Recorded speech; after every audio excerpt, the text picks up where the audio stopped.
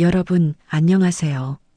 오늘 제가 들려드릴 이야기는 30년 전 제가 겨우 초등학교 5학년이었던 1994년의 어느 추운 겨울날로 거슬러 올라갑니다. 그날은 아버지의 월급날이었습니다. 저희 집은 솔직히 말씀드리면 가난했습니다. 아주 가난했죠. 아버지는 작은 공장에서 일용직으로 일하셨고 어머니는 동네 슈퍼에서 아르바이트를 하셨습니다. 저와 여동생, 그리고 막내 남동생까지 셋을 키우기에는 턱없이 부족한 돈이었지만 부모님은 단 한 번도 저희 앞에서 힘든 내색을 하지 않으셨습니다. 특히 월급날만큼은 우리 집의 작은 축제 같은 날이었습니다. 아버지가 월급 봉투를 들고 집에 오시면 어머니는 환한 미소를 지으며 맞이하셨고 저희 남매는 아버지 주변을 빙글빙글 돌며 좋아했죠. 아빠, 오늘 뭐 사올 거예요? 제가 물으면 아버지는 늘 이렇게 대답하셨습니다. 우리 딸이 좋아하는 거 사와야지. 아빠가 깜짝 선물 준비했어. 그리고 정말로 아버지는 매번 작은 선물을 사오셨습니다. 어떨 때는 문방구에서 산 예쁜 공책이었고 어떨 때는 동네 빵집에서 산 크림빵 3개였습니다. 지금 생각하면 정말 소박한 선물들이었지만 그때의 저희에게는 세상 무엇과도 바꿀 수 없는 보물이었습니다. 그런데 말입니다. 30년이 지난 지금 저는 그날의 진실을 알게 되었습니다. 아버지의 월급 봉투에 숨겨진 비밀을요.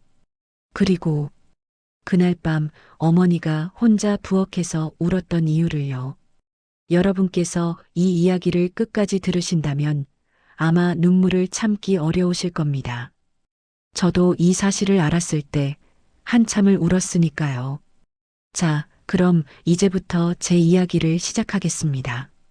구독, 좋아요, 알림 설정은 제작자에게 큰 힘이 됩니다. 1994년 12월, 제가 기억하는 그날은 유난히 추운 겨울이었습니다. 서울 변두리의 낡은 연립주택 2층, 그곳이 저희 집이었습니다. 방 2개에 부엌 하나, 화장실은 집 밖에 따로 있었죠. 요즘 같으면 상상도 못할 환경이지만 그때는 그게 당연했습니다. 거실이라고 부르기도 민망한 작은 공간에는 낡은 브라운관 TV 한 대와 좌탁 하나가 전부였습니다. 겨울이 되면 연탄 보일러를 떼야 했는데 연탄 한 장이 아까워서 어머니는 항상 저녁 늦게야 불을 지피셨죠. 엄마, 추워요. 제가 떨면서 말하면 어머니는 이렇게 말씀하셨습니다. 조금만 참아라. 곧 아빠 오시면 따뜻해질 거야. 그때까지 이불 속에 들어가 있어. 그날도 마찬가지였습니다. 12월 20일 아버지의 월급날. 저는 학교가 끝나자마자 집으로 달려왔습니다. 월급날이면 뭔가 좋은 일이 생길 것 같은 기대감 때문이었죠. 집에 돌아오니 어머니가 부엌에서 저녁 준비를 하고 계셨습니다. 엄마, 나왔어요. 그래, 우리 딸 왔구나. 손 씻고 숙제부터 해라. 오늘 아빠 월급날이니까 저녁은 특별히 준비할 거야. 어머니의 목소리에는 평소와 다른 밝은 기운이 서려 있었습니다. 월급날만큼은 어머니도 조금은 여유로워 보이셨으니까요. 저는 방으로 들어가 가방을 내려놓고 책상 앞에 앉았습니다. 하지만 숙제에 집중이 될 리 없었죠. 아버지가 이번엔 무엇을 사오실까 그 생각뿐이었습니다. 혹시 이번엔 새 운동화를 사오시려나? 제 운동화는 이미 앞코가 다해져서 발가락이 비칠 지경이었습니다. 친구들은 새로 나온 나이키 운동화를 신고 다녔지만 저는 감히 그런 걸 바라지도 못했습니다. 그냥 발가락이 안 보이는 운동화면 충분했어요. 오후 6시쯤 현관문이 열리는 소리가 들렸습니다. 다녀왔습니다. 아버지의 목소리였습니다. 저는 방문을 벌컥 열고 뛰쳐나갔습니다. 아빠, 우리 딸, 오늘 학교 잘 갔다 왔어? 아버지는 피곤한 얼굴에도 웃음을 지으며 제 머리를 쓰다듬어 주셨습니다. 그리고는 코트 안주머니에서 갈색 봉투 하나를 꺼내셨죠. 월급 봉투였습니다. 여보, 이달 월급이요. 아버지가 어머니께 봉투를 건네자 어머니는 앞치마로 손을 닦으며 받아드셨습니다. 고생 많으셨어요. 어서 들어와서 씻으세요. 저녁 거의 다 됐어요. 그래요. 근데 오늘은 특별한 날이니까. 아버지는 또 다른 손으로 비닐봉지 하나를 들어 보이셨습니다. 애들 좋아하는 거 좀 사왔소. 비닐봉지 안에는 동네 치킨집에서 산 후라이드 치킨 한 마리가 들어 있었습니다. 와, 치킨이다. 저와 동생들은 환호성을 질렀습니다. 그 시절 치킨은 정말 특별한 날에만 먹을 수 있는 최고의 음식이었으니까요. 애들 아빠, 이거 얼마예요? 비쌌을 텐데. 어머니가 걱정스러운 표정으로 물으셨지만 아버지는 손을 내저으며 말씀하셨습니다. 괜찮소? 월급날인데 이 정도는 해줘야지. 애들이 얼마나 좋아하는데. 그날 저녁 저희 가족은 오랜만에 치킨을 앞에 두고 둘러앉았습니다. 낡은 좌탁 위에 놓인 치킨 한 마리. 지금처럼 양념치킨, 간장치킨 같은 건 없었습니다. 그냥 소금 뿌린 후라이드가 전부였죠. 하지만 그 맛이란. 맛있다. 동생들이 닭다리를 손에 쥐고 행복한 표정으로 먹는 모습을 보며 아버지는 흐뭇하게 웃으셨습니다. 많이 먹어라. 오늘은 실컷 먹어도 돼. 저도 닭날개를 하나 집어들었습니다. 바삭한 튀김옷을 한 입 베어 물자 고소한 기름과 부드러운 고기의 조화가 입안 가득 퍼졌습니다. 아빠, 정말 맛있어요. 그래, 다행이네. 아빠는 배불러서 안 먹을게. 너희가 다 먹어. 아버지는 그렇게 말씀하시며 치킨 대신 밥과 김치만 드셨습니다. 어머니도 마찬가지였습니다. 엄마는 원래 튀긴 거 별로 안 좋아해. 너희가 먹어. 그때는 몰랐습니다. 부모님이 정말 배가 불러서 정말 튀긴 음식을 싫어해서 안 드시는 줄 알았죠. 하지만 지금은 압니다. 부모님은 저희가 더 먹을 수 있도록 일부러 안 드셨던 거라는 걸요. 저녁을 먹고 나서 저는 방에 들어가 숙제를 하다가 문득 목이 말랐습니다. 부엌으로 나가 물을 마시려는데 거실에서 부모님의 대화 소리가 들렸습니다. 저는 무의식 중에 발걸음을 멈추고 귀를 기울였습니다. 여보, 이번 달 월급이 생각보다 적네요.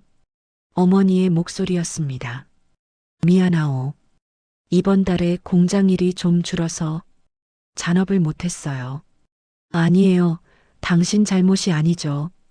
그런데 이 돈으로는 어머니의 목소리가 낮아졌습니다. 집세 내고 공과금 내고 애들 학원비 내고 나면 이번 달도 빠듯하겠어요. 알고 있어. 그래도 어떻게든 되겠지. 내가 더 일을 구해봐야겠소. 당신 몸도 안 좋은데 무리하지 마세요. 나도 슈퍼일 말고 다른 일을 더 알아볼게요. 잠시 침묵이 흘렀습니다. 그리고 어머니가 조심스럽게 물었습니다. 그런데 여보, 오늘 치킨은 왜 사왔어요? 이 돈이면 애들이 좋아하잖소. 월급날인데 뭐라도 해줘야지. 그래도 우리 형편에. 괜찮소. 나도 월급날만큼은 애들한테 좋은 아빠로 남고 싶소. 아버지의 목소리에 묘한 떨림이 있었습니다. 저는 그 자리에서 더 이상 듣지 못하고 슬금슬금 방으로 돌아왔습니다. 가슴이 답답했습니다. 우리 집이 그렇게 어려운가? 그날 밤 저는 잠을 이루지 못하고 뒤척였습니다. 창밖으로는 차가운 겨울바람 소리가 들려왔고 집안은 연탄 보일러를 껐는지 점점 추워지고 있었습니다. 이불을 턱까지 끌어올리고 누워 있는데 어머니의 작은 한숨 소리가 들렸습니다.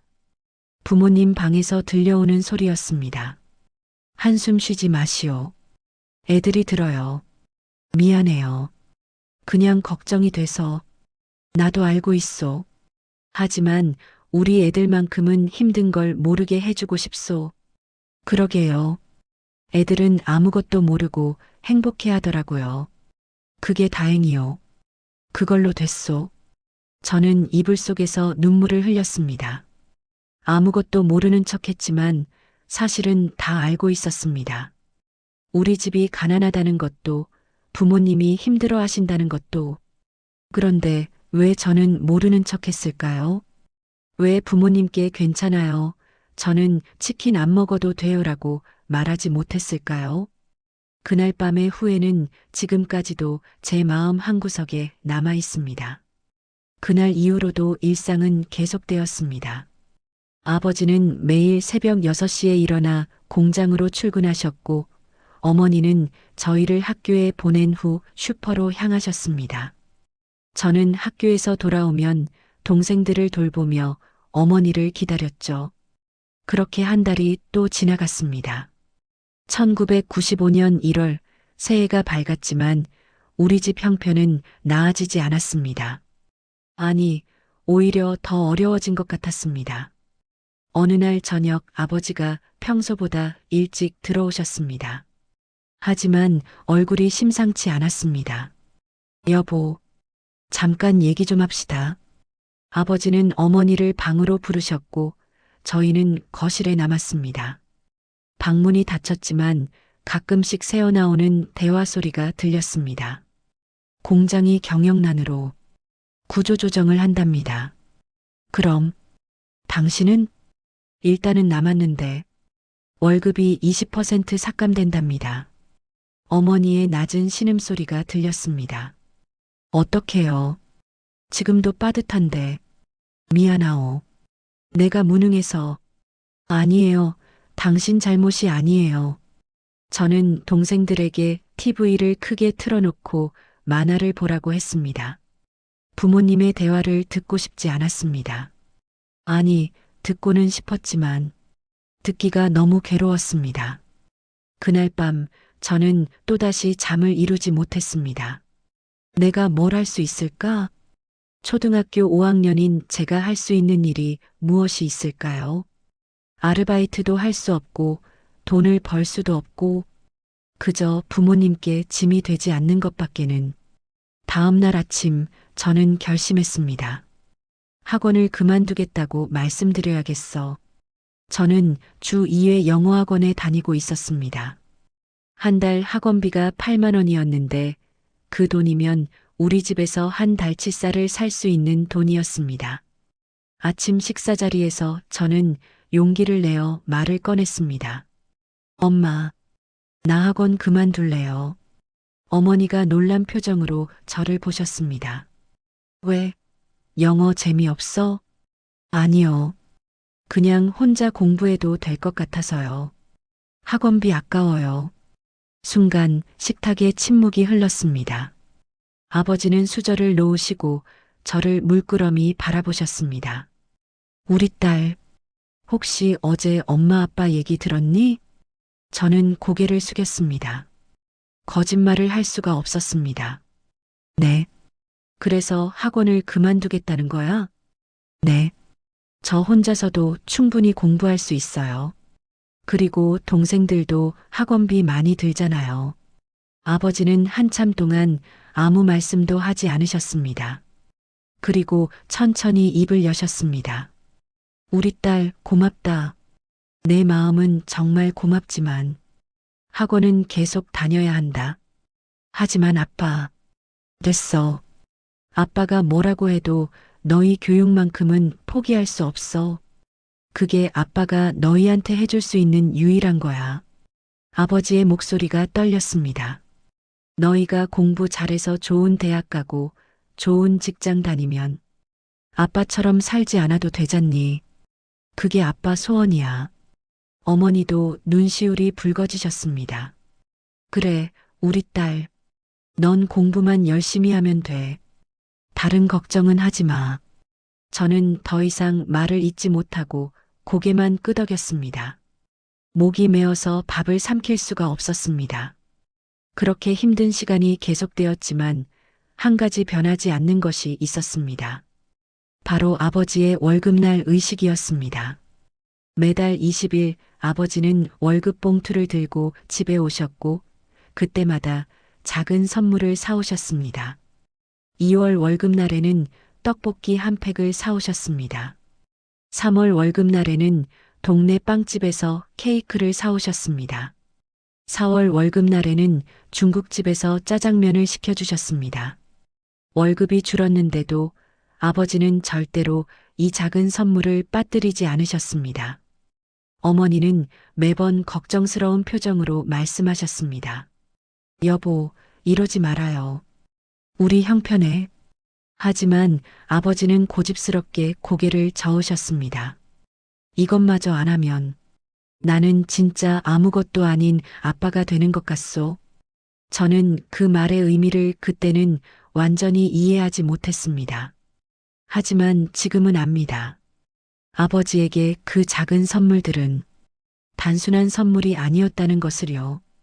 그것은 아버지가 아빠로서의 자존심을 지키는 유일한 방법이었습니다. 가난해도 힘들어도 아이들 앞에서만큼은 당당한 아버지로 남고 싶으셨던 거죠. 5월이 되었습니다. 어린이날이 다가왔습니다. 평소 같으면 아버지가 놀이공원이라도 데려가 주실 텐데 그 애는 조용히 넘어갔습니다. 미안하다, 애들아. 올해는 아빠가 바빠서. 아버지는 변명을 하셨지만 저희는 다 알고 있었습니다. 놀이공원 갈 돈이 없다는 것을요. 괜찮아요, 아빠. 집에서 노는 게 더 좋아요. 저는 일부러 밝게 웃으며 말했습니다. 동생들도 따라서 고개를 끄덕였죠. 그래, 우리 집에서 놀아요. 아버지는 우리를 안으며 미안하다고, 고맙다고 반복하셨습니다. 그날 오후 아버지는 우리를 데리고 동네 뒷산으로 올라가셨습니다. 돈 안 들이고도 재미있게 놀 수 있어. 자, 아빠가 나뭇가지로 활 만드는 법 알려줄게. 아버지는 떨어진 나뭇가지를 주워 칼로 깎아 활을 만들어 주셨습니다. 그리고 고무줄을 묶어 화살을 쏠 수 있게 해주셨죠. 와, 신난다. 동생들은 아빠가 만들어준 활을 들고 산을 뛰어다녔습니다. 저도 따라서 웃으며 뛰었습니다. 정말로 그날은 행복했습니다. 돈 한 푼 안 들었지만 그 어느 놀이공원보다 재미있었습니다. 산을 내려오는 길에 아버지가 제 손을 잡으며 말씀하셨습니다. 우리 딸, 오늘 재미있었니? 네, 아빠. 정말 재미있었어요. 다행이네. 아빠는 너희한테 멋진 선물을 못 사줘서 늘 미안해. 아니에요, 아빠. 저는 아빠가 최고예요. 아버지는 제 머리를 쓰다듬으며 빙그레 웃으셨습니다. 하지만 그 눈가에 맺힌 눈물을 저는 보았습니다. 6월이 되었습니다. 학교에서 수학여행 안내장이 나왔습니다. 2박 3일 제주도 수학여행, 비용은 25만 원. 저는 안내장을 받자마자 가방 깊숙이 숨겼습니다.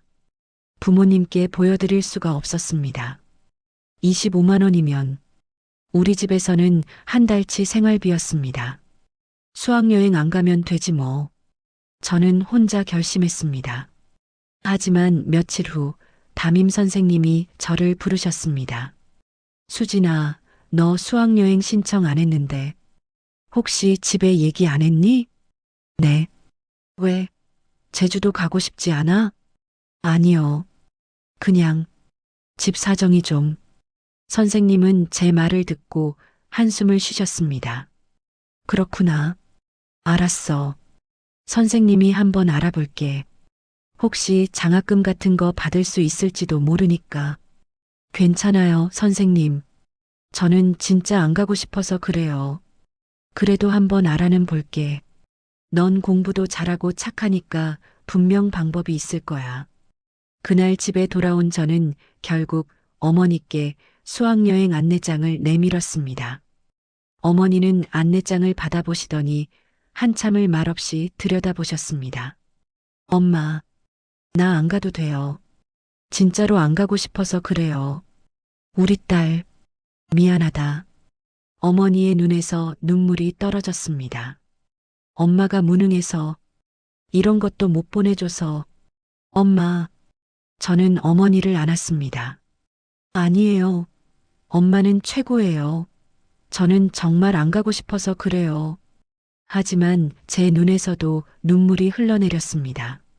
사실은 가고 싶었습니다. 친구들이 제주도 이야기를 할 때마다 저도 같이 가고 싶었습니다. 하지만 그걸 말할 수가 없었습니다. 그날 저녁 부모님은 한참을 방에서 대화를 나누셨습니다. 그리고 아버지가 제 방으로 오셨습니다. 수진아, 네, 아빠. 수학여행 가고 싶지? 저는 고개를 저었습니다. 아니요. 거짓말하지 마. 아빠는 다 알아. 아버지는 제 옆에 앉으시며 말씀하셨습니다. 가고 싶으면 가야지. 평생에 한 번밖에 없는 초등학교 수학여행인데. 하지만 돈이. 그건 아빠가 해결할게. 넌 걱정하지 마. 아빠, 정말 괜찮아요. 저는 됐어. 아빠가 결정했어. 넌 수학여행 가는 거야. 아버지의 목소리는 단호했습니다. 그날 밤 저는 이불을 뒤집어 쓰고 또 울었습니다. 기쁘면서도 미안했습니다. 아버지가 어떻게 그 돈을 마련하실지 생각만 해도 가슴이 아팠습니다. 며칠 후 저는 이상한 것을 발견했습니다. 아버지가 새벽에 일어나시는 시간이 더 빨라진 것입니다. 원래 6시에 일어나셨는데 어느 날부터 4시에 일어나셨습니다. 아빠, 왜 이렇게 일찍 일어나세요? 궁금했지만 감히 물어볼 수가 없었습니다. 그리고 일주일쯤 지났을까요? 아버지의 얼굴이 눈에 띄게 피곤해 보이기 시작했습니다. 여보, 요즘 안색이 안 좋아요. 괜찮은 거예요? 어머니가 걱정스럽게 물으시자 아버지는 괜찮다고 손을 내저으셨습니다. 괜찮소? 그냥 요즘 날씨가 더워서 좀 힘들 뿐이요. 하지만 저는 알았습니다. 아버지가 뭔가를 숨기고 계신다는 것을요. 어느 날 새벽 저는 화장실에 가려고 일어났습니다. 그런데 현관에서 아버지가 나가시는 소리가 들렸습니다. 시계를 보니 새벽 4시. 아빠가 어디 가시지? 저는 조심스럽게 창문으로 다가가 밖을 내다보았습니다. 어둠 속에서 아버지의 뒷모습이 보였습니다. 아버지는 빠른 걸음으로 어딘가로 향하셨습니다. 다음 날 저는 그 사실을 어머니께 말씀드렸습니다. 엄마, 아빠가 새벽에 어디 가시는 것 같아요. 어머니의 표정이 굳어졌습니다. 그래. 엄마, 혹시 알고 계셨어요? 어머니는 한참을 말이 없으시다가 작게 한숨을 쉬셨습니다. 아빠가 새벽에 신문 배달을 하시는 거야. 뭐요? 수학여행 비용 마련하려고 새벽 4시부터 6시까지 신문 배달 아르바이트를 하신대. 저는 그 자리에 얼어붙었습니다. 그럼 아빠는 새벽에 신문 배달하시고 바로 공장에 가시는 거예요? 응. 그리고 저녁에 집에 오셔서 저는 더 이상 말을 잇지 못했습니다. 아버지는 하루에 겨우 몇 시간만 주무시는 거였습니다. 그것도 제 수학여행 비용 때문에. 엄마, 나 수학여행 안 갈래요. 아빠한테 그만하시라고 말씀드려요. 안 돼. 아빠는 절대 그만 안 하실 거야. 이미 약속하셨으니까. 하지만, 수진아, 어머니가 제 어깨를 잡으며 말씀하셨습니다. 아빠의 마음을 받아줘야 해. 아빠는 지금 너희를 위해 할 수 있는 걸 하시는 거야. 그게 아빠한테는 행복인 거야. 저는 그날 하루 종일 학교에서도 멍하니 있었습니다. 수업도 제대로 들어오지 않았습니다. 머릿속에는 새벽 어둠 속에서 신문을 배달하시는 아버지의 모습만 떠올랐습니다. 6월 20일 드디어 수학여행 출발 전날이 되었습니다. 그리고 그날은 아버지의 월급날이기도 했습니다.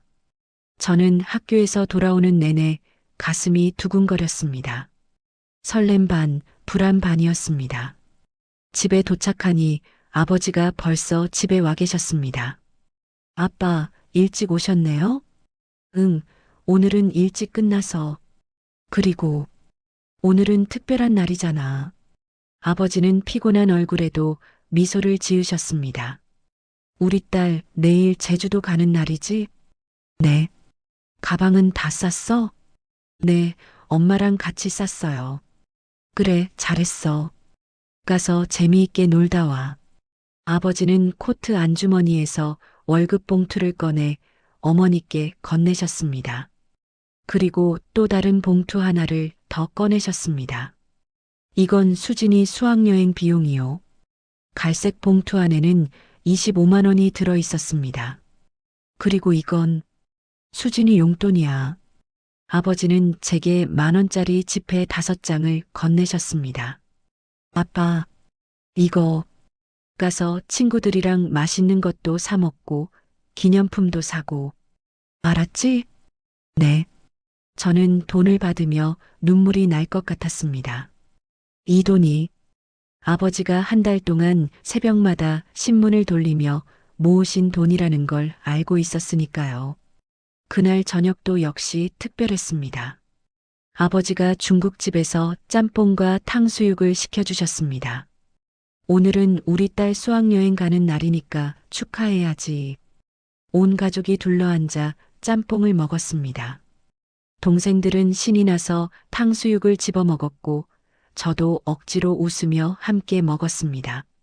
하지만 음식이 목구멍으로 넘어가지 않았습니다. 아버지는 이번에도 배불러서라며 짬뽕 국물만 드셨습니다. 어머니도 마찬가지였습니다. 아빠, 엄마, 미안해요. 저는 속으로 계속 사과했습니다. 저녁을 먹고 나서 아버지가 저를 조용히 부르셨습니다. 수진아, 잠깐 아빠랑 산책할까? 네, 아빠. 저는 아버지와 함께 집 근처 작은 공원으로 나갔습니다. 6월의 저녁 공기는 따뜻했습니다. 공원 벤치에 앉자 아버지가 먼저 입을 여셨습니다. 수진아. 네, 아빠. 아빠가 미안해. 아빠, 무슨 말씀을. 아버지는 밤하늘을 올려다보며 말씀을 이어가셨습니다. 아빠는 너희한테 좋은 아빠가 되지 못해서. 아빠, 무슨 말씀이세요? 아빠는 최고예요. 세상에서 가장 훌륭한 아빠예요.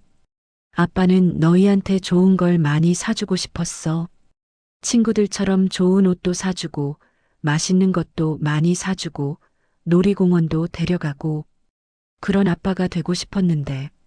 아빠, 근데 아빠는 가난해. 돈을 많이 못 벌어. 그게 항상 미안해. 저는 아버지의 손을 꼭 잡았습니다. 아빠, 저는 아빠가 최고예요. 정말이에요. 고맙다, 우리 딸. 그렇게 말해줘서. 아버지는 제 머리를 쓰다듬으셨습니다. 수학여행 가서 재미있게 놀다 와. 그리고 친구들한테 우리 아빠가 최고라고 자랑해. 네, 꼭 그럴게요. 우리는 한참을 공원 벤치에 앉아 있었습니다. 아무 말 없이 그냥 함께 있었습니다. 그것만으로도 충분히 행복했습니다. 다음 날 아침 저는 일찍 일어나 준비를 했습니다. 아버지는 이미 신문 배달을 다녀오셨는지 거실에서 신문을 보고 계셨습니다. 아빠, 저 학교 가요. 그래, 조심해서 다녀와. 전화도 하고. 네. 현관문을 나서려는데 아버지가 다시 부르셨습니다. 수진아. 네. 아빠가. 너 자랑스러워. 우리 딸이어서 행복해. 저는 가슴이 뭉클해졌습니다. 저도요, 아빠. 사랑해요. 그렇게 저는 수학여행을 떠났습니다. 제주도는 정말 아름다웠습니다. 한라산, 성산 일출봉, 해수욕장. 모든 것이 신기하고 멋졌습니다. 친구들과 함께 웃고 떠들며 즐거운 시간을 보냈습니다. 하지만 마음 한구석에는 늘 아버지 생각이 있었습니다. 아빠는 지금 공장에서 일하고 계시겠지? 힘드시진 않으실까? 밤에 숙소에서 친구들이 다 잠들었을 때 저는 공중전화로 집에 전화를 걸었습니다. 여보세요? 어머니의 목소리였습니다.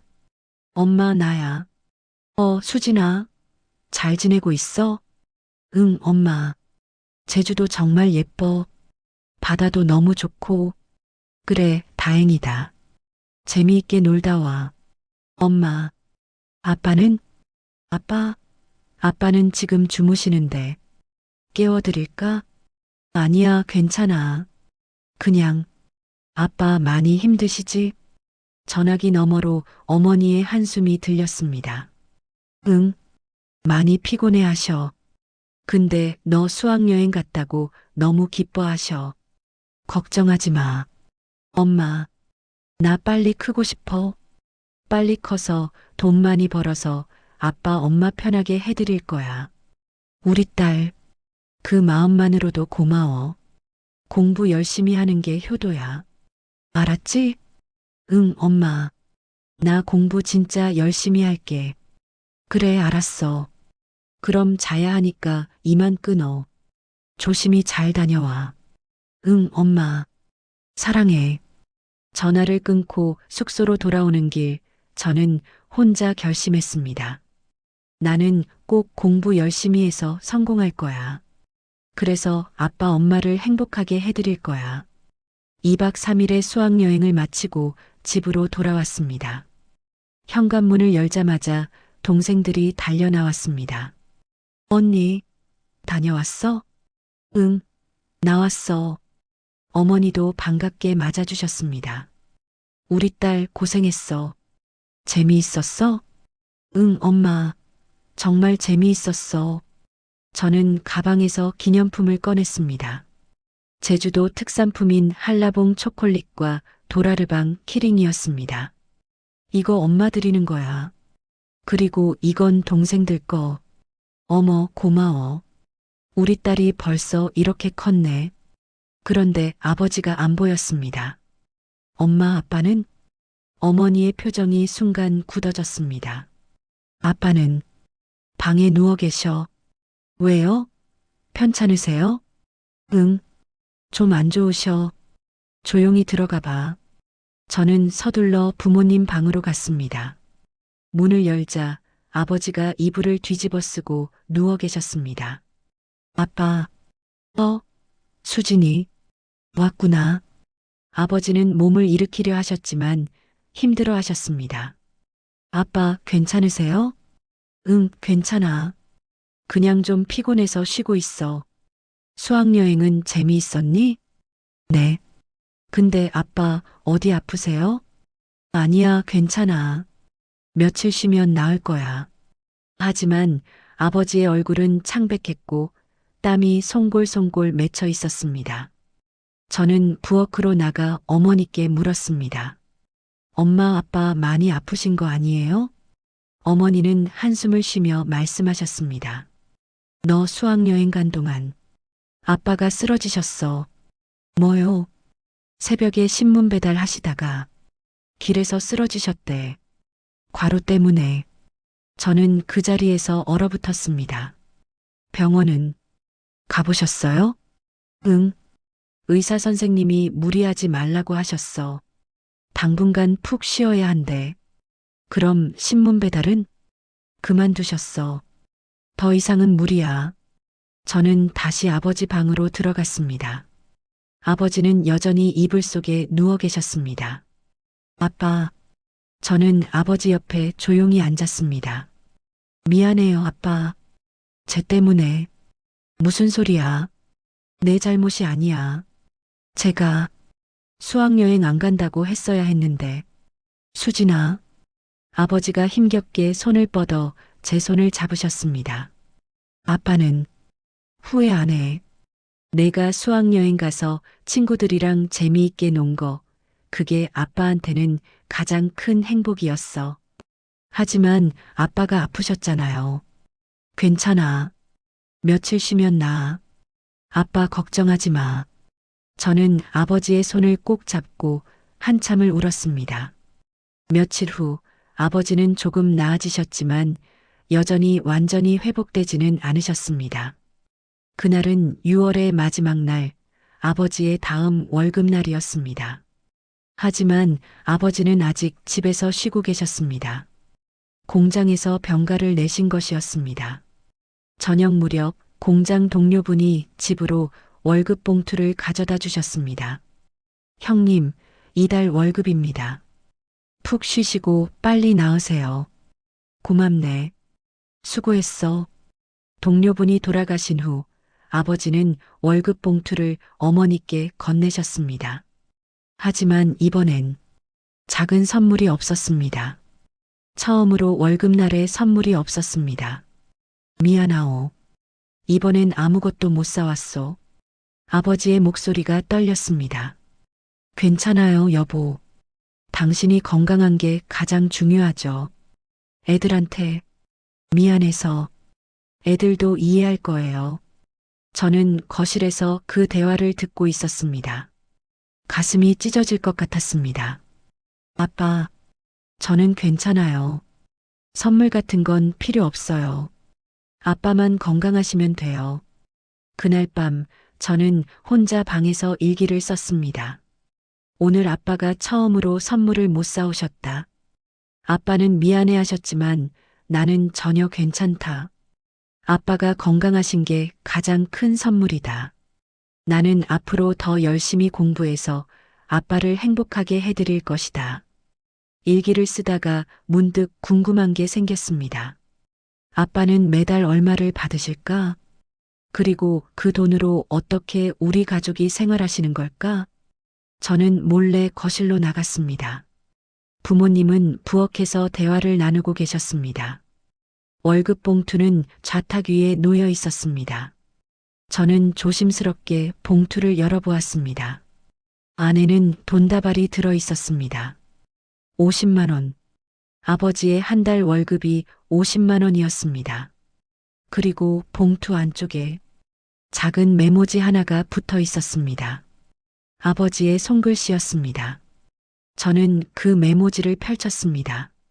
그리고 그 내용을 보는 순간 저는 그 자리에서 얼어붙었습니다. 메모지에는 이렇게 적혀 있었습니다. 이달 지출 내역. 집세 15만 원, 공과금 5만 원, 쌀 및 식료품 10만 원, 애들 학원비 15만 원, 교통비 3만 원, 기타 2만 원, 합계 50만 원, 남는 돈 0원, 매달 빠지는 돈, 수진이 수학여행비 분할 5만 원, 신문 배달 수입 8만 원 6월까지, 실제 한 달 생활비 43만 원으로 버티기. 그 아래에는 작은 글씨로 이렇게 적혀 있었습니다. 애들한테 미안하다. 더 많이 벌지 못해서. 하지만 애들만큼은 행복하게 키우고 싶다. 그게 아빠의 유일한 소원이다. 저는 메모지를 손에 쥔 채 그 자리에 주저앉았습니다. 눈물이 주르륵 흘러내렸습니다. 아버지는 매달 남는 돈이 단 한 푼도 없으셨습니다. 그런데도 월급날마다 우리에게 선물을 사오셨습니다. 그 돈은 어디서 나온 걸까요? 신문 배달로 버신 돈이었습니다. 아버지는 새벽마다 신문을 돌리며 번 돈으로 우리에게 작은 선물을 사오셨던 것입니다. 그리고 그 선물들이 아버지에게는 유일하게 아빠로서의 자존심을 지키는 방법이었던 것입니다.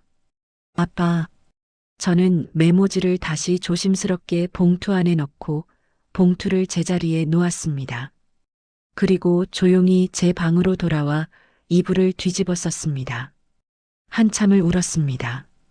소리 없이 이불 속에서. 그날 이후 저는 달라졌습니다. 아니, 달라질 수밖에 없었습니다. 아버지의 월급 봉투에 적힌 그 메모를 본 이후로 저는 더 이상 예전의 제가 아니었습니다. 학교에서 친구들이 새로 산 옷이나 신발을 자랑할 때 저는 부러워하지 않았습니다. 아니, 부러워할 수가 없었습니다. 제게는 더 중요한 목표가 생겼으니까요. 공부를 열심히 해서 장학금을 받자. 그래서 아빠 엄마께 조금이라도 짐이 되지 말자. 저는 그날부터 정말 미친 듯이 공부했습니다. 새벽 5시에 일어나 공부하고 밤 12시까지 책상에 앉아 있었습니다. 어머니가 걱정하실 정도였습니다. 수진아, 너무 무리하지 마. 건강이 먼저야. 괜찮아요, 엄마. 저 이제 6학년이잖아요. 중학교 가기 전에 열심히 해야죠. 사실은 다른 이유였습니다. 저는 중학교에 가면 성적 우수 장학생이 되고 싶었습니다. 그래서 학비 걱정을 덜어드리고 싶었습니다. 아버지는 제 모습을 보시며 흐뭇해 하셨습니다. 우리 딸 정말 대견하구나.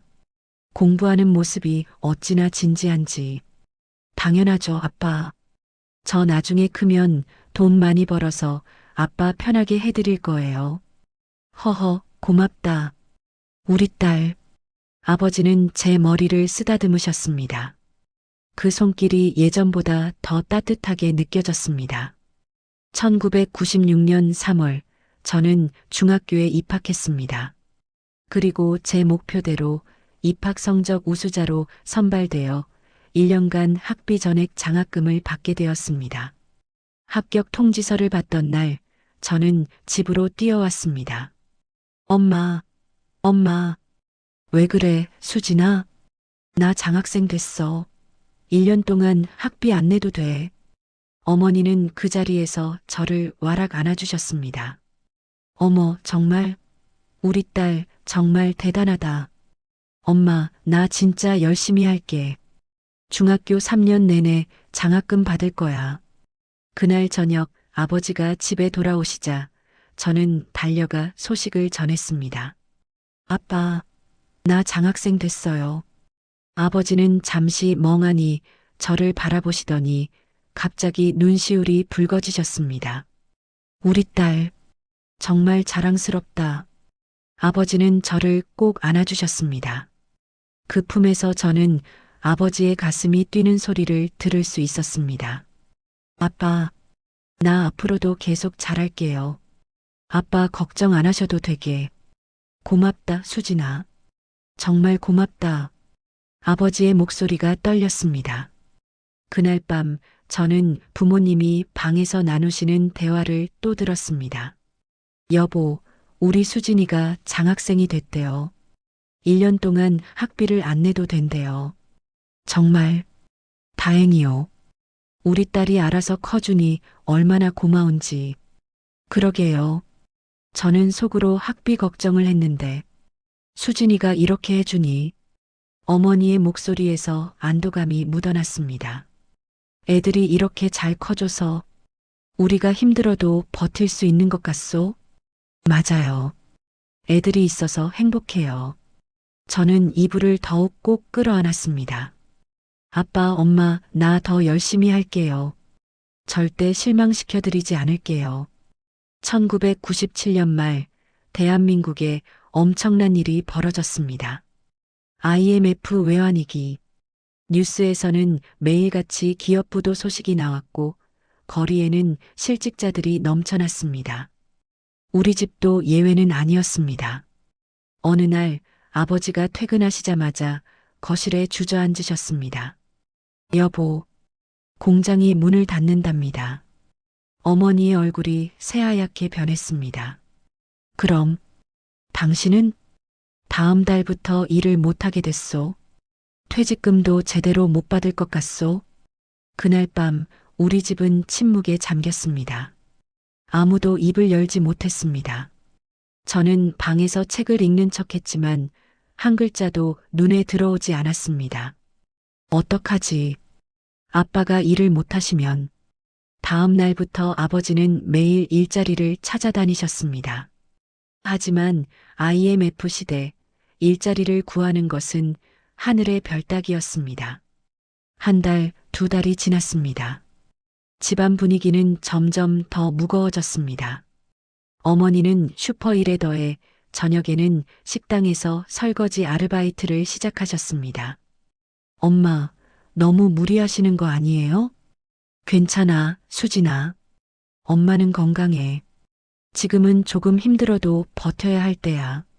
아버지는 점점 말이 없어지셨습니다. 매일 아침 일찍 나가셨지만 빈손으로 돌아오시는 날이 많았습니다. 오늘도 안 됐소. 다들 경력자만 찾는다고. 아버지의 어깨가 점점 더 축 처지는 것을 보며 저는 가슴이 아팠습니다. 그러던 어느 날 저는 결심했습니다. 내가 뭐라도 해야 해. 저는 동네 슈퍼에 가서 사장님께 부탁드렸습니다. 사장님, 저 여기서 일하고 싶어요. 응? 넌 중학생이잖아. 공부해야지. 저녁에만 잠깐이라도요. 집 나르는 일이라도 하게 해주세요. 사장님은 난처한 표정으로 저를 보셨습니다. 아이고, 내 사정은 알지만 너무 어린데. 제발요, 사장님. 우리 집이 지금 너무 힘들어요. 결국 사장님은 한숨을 쉬시며 허락해 주셨습니다. 알았다. 그럼 주말에만 와. 그리고 무리하지 마.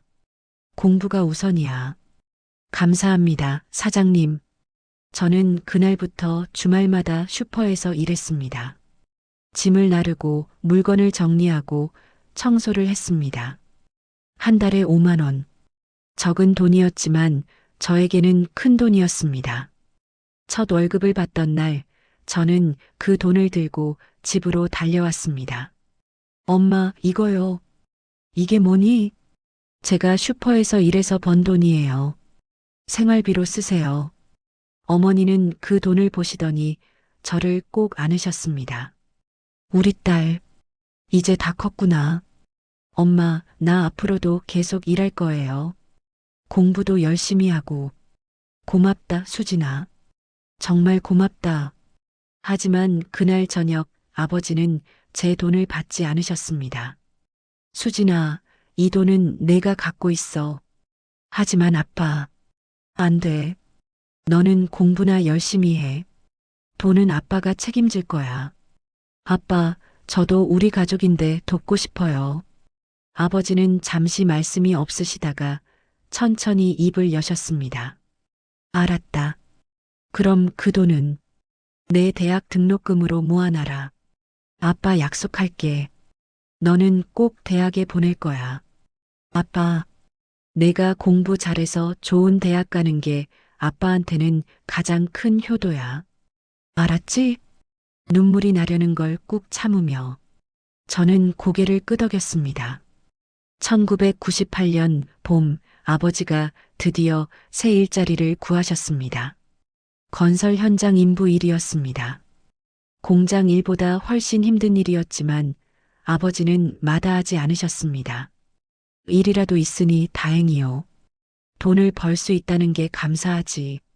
아버지는 매일 새벽 5시에 일어나 현장으로 나가셨고 저녁 7시가 넘어서야 돌아오셨습니다. 온몸이 시멘트 가루로 뒤덮인 채로. 아빠, 힘드시죠? 괜찮아. 이 정도는 아무것도 아니야. 하지만 아버지의 손은 굳은 살이 박이고 여기저기 상처투성이었습니다. 어느 날 저녁 저는 아버지의 발을 씻어드렸습니다. 아빠, 제가 해드릴게요. 아이고, 우리 딸이 이런 걸 다. 대야에 따뜻한 물을 받아 아버지의 발을 담그자 아버지는 편안한 한숨을 내쉬셨습니다. 저는 조심스럽게 아버지의 발을 씻기며 눈물을 흘렸습니다. 아버지의 발바닥에는 굳은 살과 물집이 가득했습니다. 아빠, 이렇게까지 힘드실 줄 몰랐어요. 수진아. 네, 아빠. 아빠가 이렇게 힘들게 일하는 거 부끄럽지? 무슨 말씀이세요, 아빠? 전혀요. 아빠는 너희한테 멋진 아빠가 되고 싶었는데 돈도 많이 벌고 좋은 집에서 살게 해주고. 아빠, 저는 아버지의 손을 꼭 잡았습니다. 아빠는 세상에서 가장 멋진 아빠예요. 정말이에요. 그래. 네. 저는 아빠가 자랑스러워요. 가족을 위해 이렇게 열심히 일하시는 아빠가 너무 자랑스러워요. 아버지는 제 손을 꼭 잡으시며 고개를 끄덕이셨습니다. 눈가가 붉어지신 걸 보았지만 저는 모른 척 했습니다. IMF 시기에도 변하지 않은 게 하나 있었습니다. 바로 아버지의 월급날 의식이었습니다. 비록 공장 일을 그만두셨지만 건설 현장에서도 매달 20일은 급여일이었습니다. 그리고 아버지는 여전히 그날만큼은 작은 선물을 사오셨습니다. 어느 때는 동네 시장에서 산 떡 한 봉지였고 어느 때는 과일 몇 개였습니다. 애들아, 아빠가 왔다. 아버지의 목소리는 여전히 밝았습니다. 와, 아빠. 오늘은 뭐 사오셨어요? 동생들이 달려나가면 아버지는 비닐봉지를 들어 보이셨습니다. 오늘은 수박이다. 여름에는 역시 수박이지. 작은 수박 하나였지만 우리 가족에게는 큰 기쁨이었습니다. 저녁에 온 가족이 둘러앉아 수박을 먹으며 아버지는 말씀하셨습니다. 이만하면 참 행복한 거지? 네, 아빠. 우리는 모두 대답했습니다. 정말로. 그때가 행복했습니다. 돈은 없었지만 사랑은 넘쳤습니다. 어려움은 많았지만 웃음도 많았습니다. 저는 그때 깨달았습니다. 행복은 돈으로 사는 게 아니구나. 가족이 함께 있고 서로를 사랑한다면 그것만으로도 충분히 행복할 수 있구나. 그렇게 힘든 시기를 견디며 시간은 흘러갔습니다. 저는 중학교를 졸업하고 고등학교에 진학했습니다.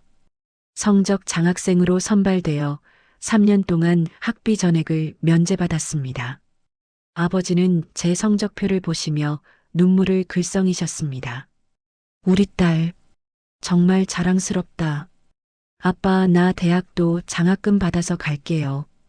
걱정하지 마세요. 고맙다, 수진아. 아빠는 내가 있어서 버틸 수 있어. 2000년대가 되었습니다. IMF도 점차 회복되고 우리 집 형편도 조금씩 나아졌습니다. 아버지는 건설 현장에서 일하시며 기술을 익히셨고 나중에는 반장이 되셨습니다.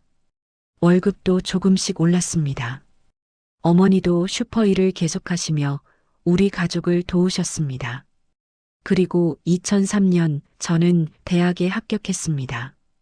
국립대학교 전액 장학생으로 합격 통지서를 받던 날 저는 집으로 뛰어가며 소리쳤습니다.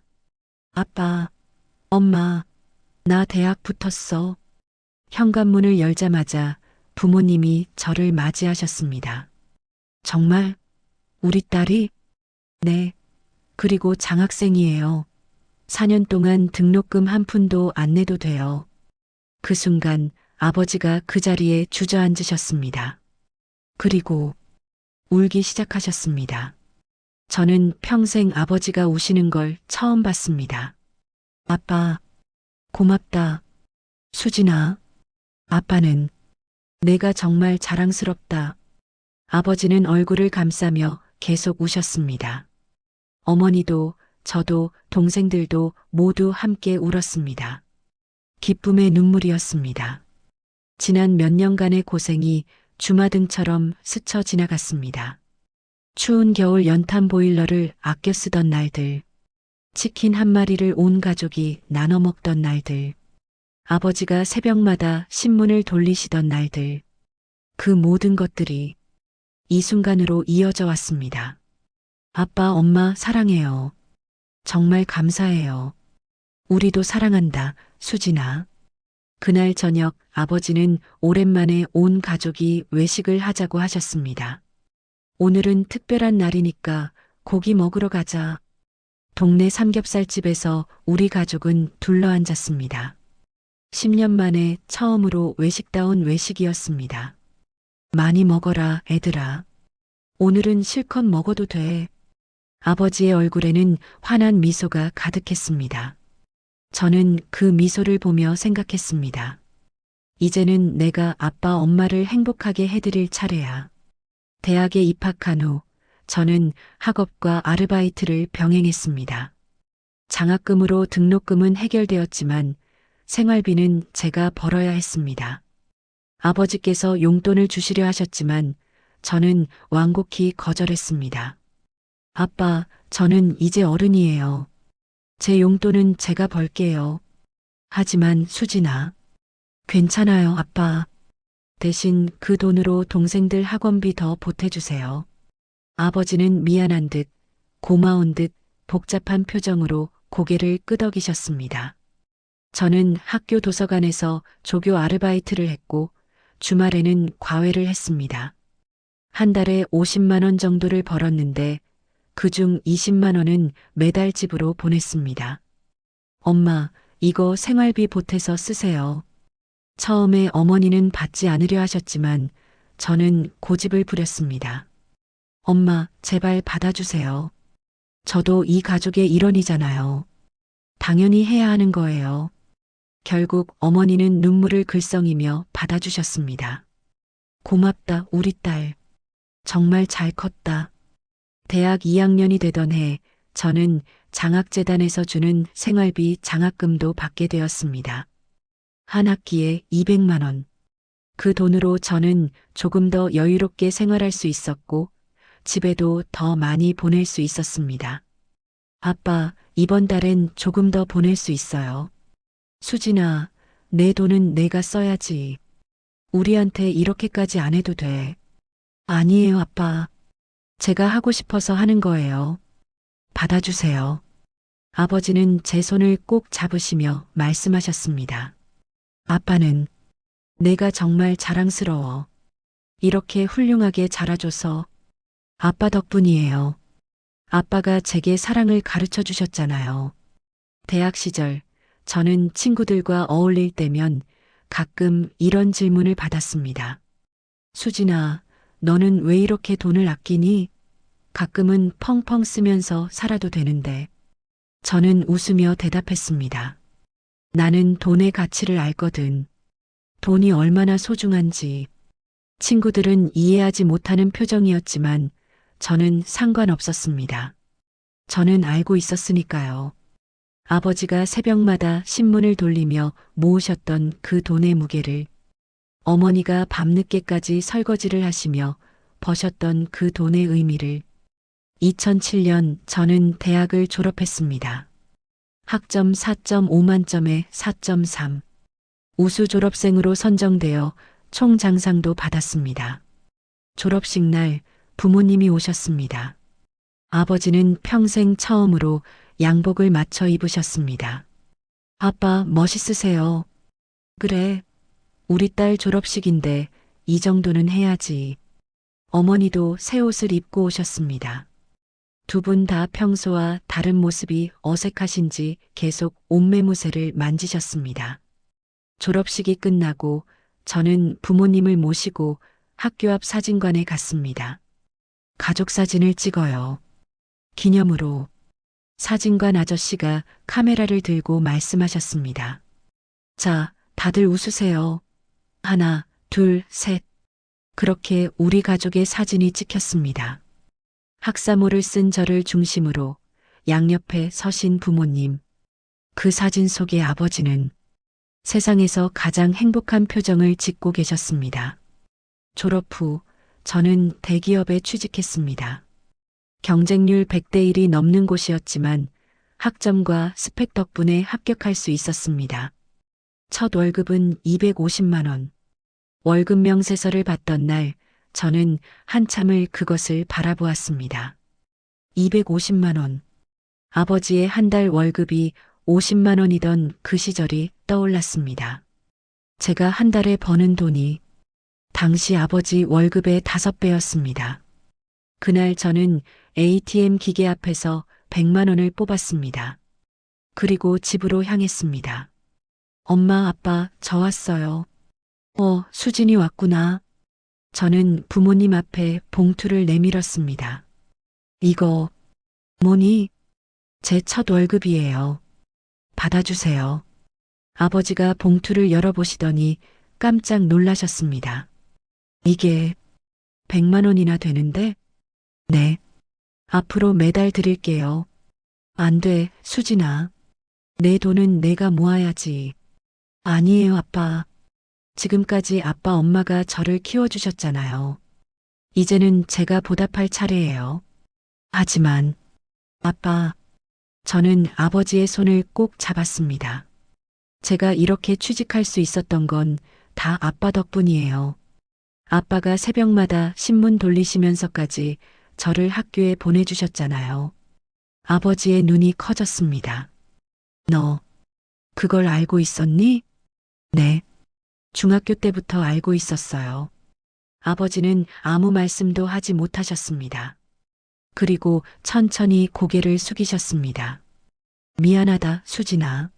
아빠가 더 잘해주지 못해서. 아빠, 무슨 말씀이세요?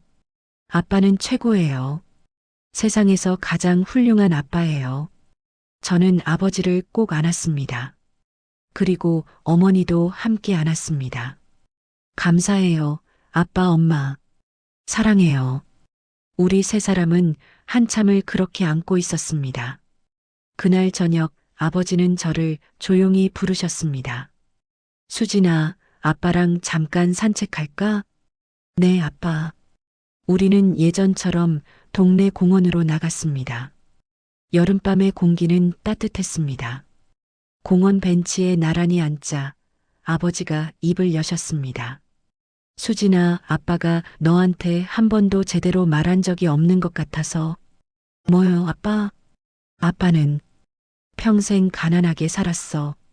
너희한테 좋은 걸 많이 사주지도 못했고, 큰 집에서 살게 해주지도 못했지. 아빠, 근데 말이야, 아빠에게는 한 가지 자랑이 있어. 아버지는 저를 바라보며 미소를 지으셨습니다. 그건 바로 너희 셋이야. 수진이, 민수, 지혜. 너희가 이렇게 훌륭하게 자라준 게 아빠의 가장 큰 자랑이야. 아빠, 아빠는 돈은 많이 못 벌었지만 사랑만큼은 너희한테 아낌없이 줬다고 생각해. 그게 아빠가 너희한테 해줄 수 있는 전부였어. 저는 아버지의 손을 꼭 잡았습니다. 아빠, 저는 아빠한테 사랑밖에 받은 게 없어요. 돈보다 훨씬 소중한 걸 주셨어요. 정말? 네. 아빠는 제게 인생에서 가장 중요한 걸 가르쳐 주셨어요. 그게 뭔데? 가족의 의미요. 그리고 사랑의 가치요. 아버지는 잠시 말씀이 없으시다가 천천히 고개를 끄덕이셨습니다. 그렇구나. 아빠가 제대로 된 걸 가르쳐 줬다니 다행이네. 아빠, 저는 아버지를 바라보며 말했습니다. 저 기억해요. 아빠가 매달 월급날마다 작은 선물을 사오시던 거. 아, 그게 얼마나 소중한 건지 이제는 알아요. 그게 단순한 선물이 아니라 아빠의 사랑이었다는 걸요. 아버지의 눈가가 붉어졌습니다. 너, 그것까지 알고 있었니? 네. 그리고 그 선물들이 신문 배달로 버신 돈으로 산 거라는 것도 알아요. 수진아, 아빠 감사해요. 그렇게까지 저희를 사랑해 주셔서. 아버지는 더 이상 참지 못하고 눈물을 흘리셨습니다. 고맙다, 수진아. 아빠 마음을 알아줘서. 저도 함께 울었습니다. 우리는 한참을 그렇게 공원 벤치에 앉아 울었습니다. 밤하늘의 별들이 우리를 내려다보고 있었습니다. 그로부터 또 시간이 흘렀습니다. 저는 회사에서 승진도 하고 결혼도 하고 아이도 낳았습니다. 아버지는 건설 현장에서 은퇴하시고 이제는 집에서 편히 쉬고 계십니다. 어머니도 슈퍼 일을 그만두시고 손자 손녀들을 돌봐주시며 행복하게 지내십니다. 2024년 12월 아버지의 칠순 잔치를 준비하던 중 저는 오래된 상자재 시도 재계속 하나를 발견했습니다. 엄마, 이게 뭐예요? 아, 그거 아빠가 옛날에 모아두신 거야. 상자를 열어보니 낡은 월급 봉투들이 가득 들어 있었습니다. 1994년부터 2007년까지 아버지가 받으셨던 모든 월급 봉투를 보관해 두신 것이었습니다. 저는 하나하나 꺼내 보았습니다. 그리고 그중 한 봉투에서 작은 메모지를 발견했습니다. 1994년 12월 20일자 월급 봉투. 제가 초등학교 5학년이던 그해 겨울, 처음으로 아버지의 사정을 알게 된 그달의 봉투였습니다. 메모지에는 이렇게 적혀 있었습니다. 딸 수진이에게 오늘 수진이 수학여행 보냈다. 25만 원이라는 큰 돈이었지만 아이의 웃는 얼굴을 보니 후회는 없다.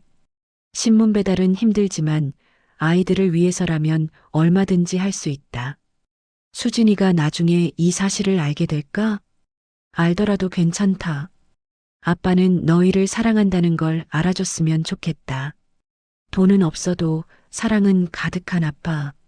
1995년 6월 20일.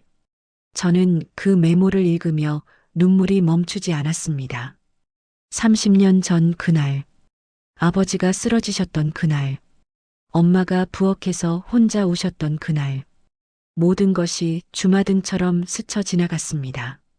저는 메모지를 들고 아버지께로 갔습니다. 아빠, 이거. 아버지는 메모지를 보시더니 씁쓸하게 웃으셨습니다. 아, 그거.